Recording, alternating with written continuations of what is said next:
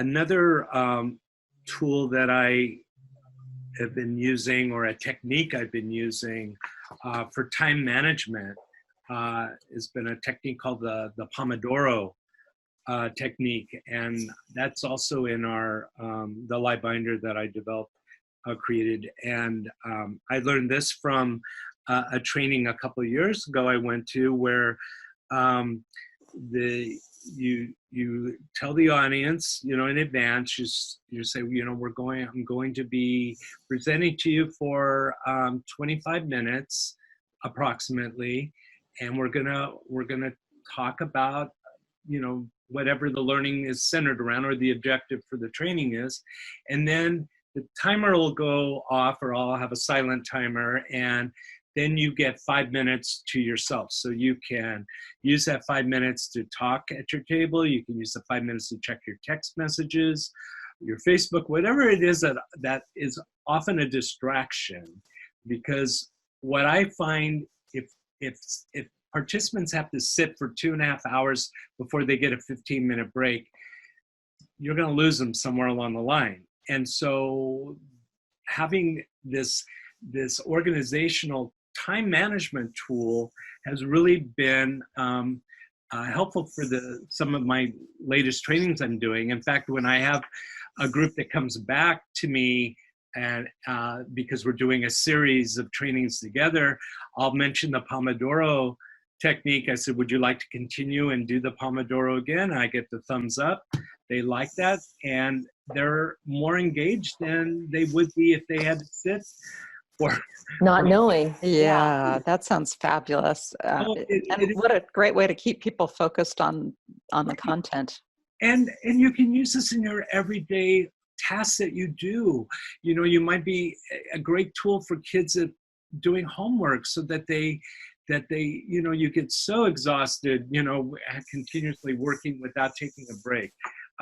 So it's not just for PD, obviously, or professional development. I mean, you could figure this into your daily life. It's a life skill. This is great. And they say about after 3 or 4 25-minute sessions, then you need to give yourself a longer break.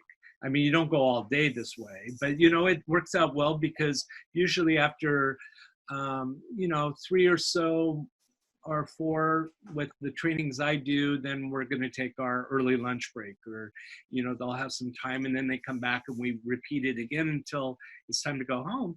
But I so far can say, wow, that's a tool we need to think about using, and an easy one to implement. So a lot of good resources here in the live binder about the Pomodoro. There's even a blog that and they're international. The Pomodoro idea came around because of the Pomodoro, I believe, means tomato in Italian.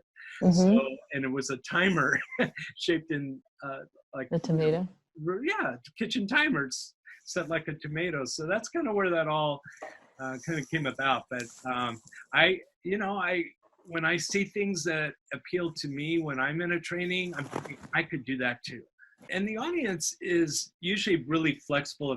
If I say, hey, we're at break time, if you could give me 5 more minutes, it'd be a perfect way to transition, to a break. And they're very open to doing that, because they know they're going to get their 5 minutes, but they realize that just cutting something off may not be a good idea, right? It may not transition well. So when I'm developing my presentations, I try to think of them being in chunks of time that will open up some new discussion, which I want, because I don't want to be the one that's the only person talking, but I want the audience to be engaged in the conversation. So that may push things out a little bit. So you just manage it around the time that you have together, and it all seems to work out, I feel. So yeah.